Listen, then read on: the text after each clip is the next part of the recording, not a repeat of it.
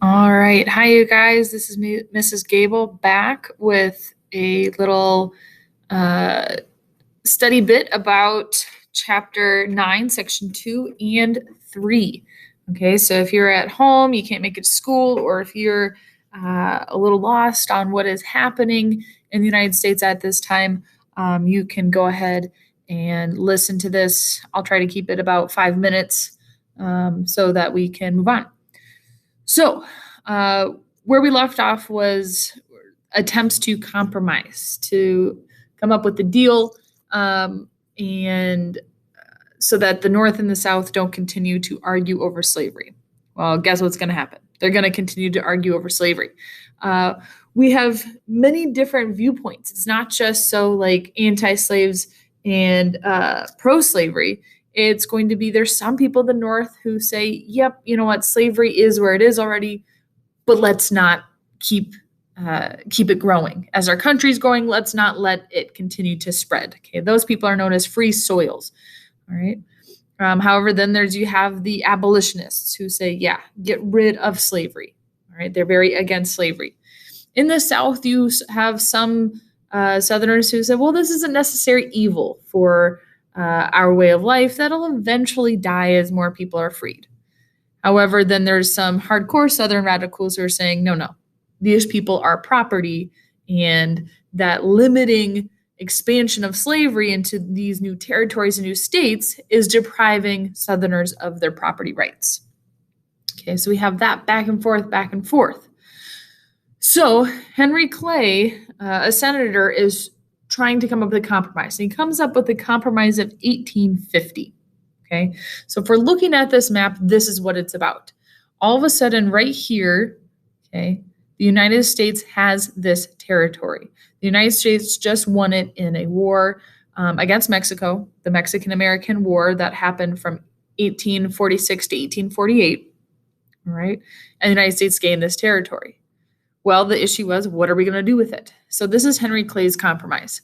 California, right here, would come over as a free state, all right? No slavery allowed.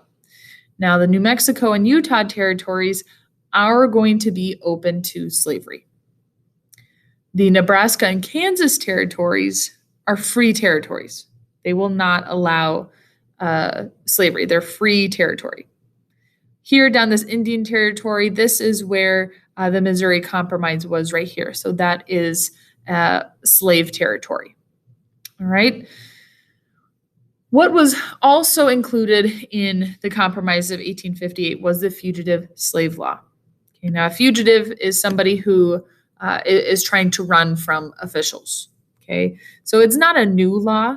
There has always been a runaway slave law where they would get in trouble and be returned if they were caught running away. However, this new version that comes up in 1850 says if you help a runaway slave, you will be fined. You will owe money. All right. It also bans runaway slaves from testifying on their own behalf in court.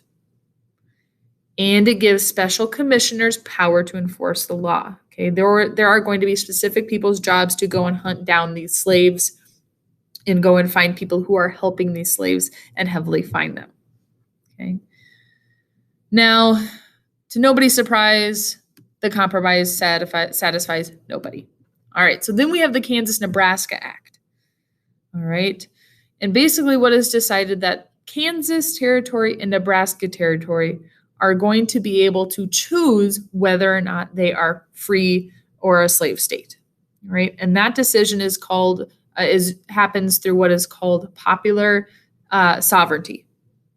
All right, now popular sovereignty is basically you take the population that's in the Nebraska territory and that's in the Kansas territory, and that population votes on whether or not they want to be a free or slave state. Okay. All right, so that happens. All right, another compromise. What comes out is a book called Uncle Tom's Cabin. Uncle Tom's Cabin is about a slave named Uncle Tom.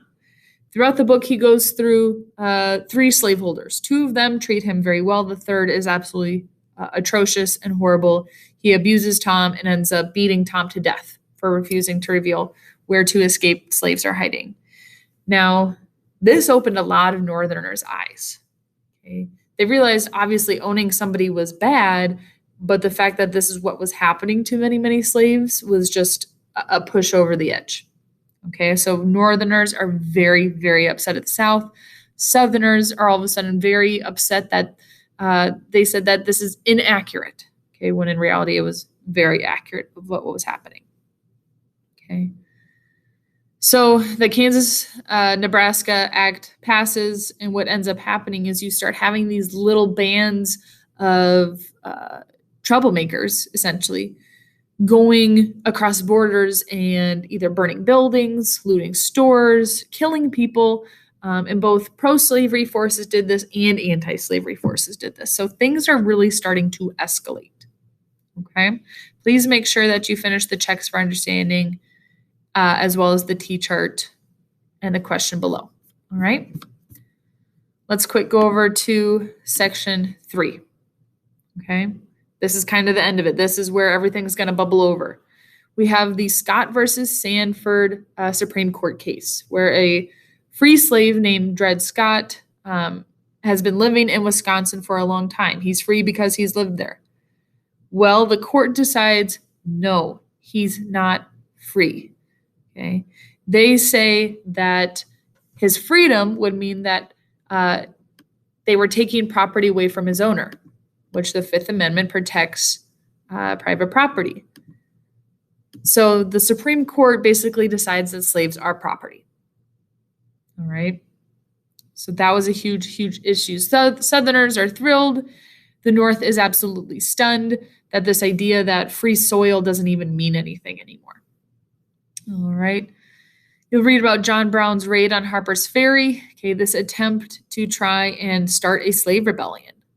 Okay, it was ultimately shut down, but just the fact that we're starting to take up arms against the South was huge.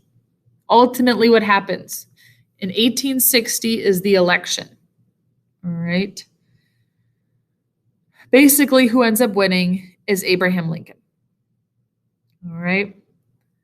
Now, because Lincoln wins, there is cries of secession.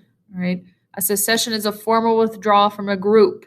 In this instant, what is going to happen is South Carolina starts the dominoes and they secede from the Union. They leave the United States. And then over the course of several weeks, 6 more also leave. And they form what is called the Confederate States of America. This is a separate country from the United States at this point. All right. Lincoln declares that this secession was wrong and unconstitutional. Okay. He wants to try to keep the Union together. Well, ultimately, Southern forces open fire on Fort Sumter. Okay. The war has started. All right. That's all I have for you guys. Thank you so much. I gotta figure out, there it is.